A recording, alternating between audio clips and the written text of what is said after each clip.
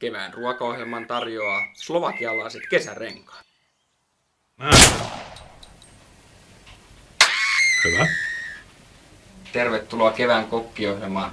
Tänään valmistamme tällaisesta Samsungin älypuhelimesta varsin maittavan ja riittoosan aterian 4 hengen perheelle.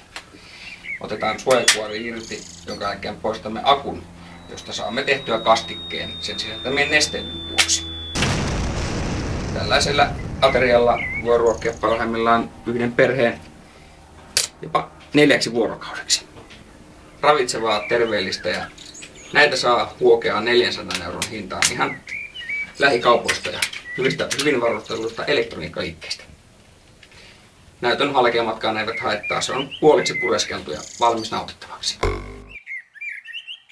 Ja siinä Timo Oppenheimer Orhala neuvoi meille tämän päivän lounasvinkit ja huomenna valmistamme sitten foliokalsarit täältä tähän.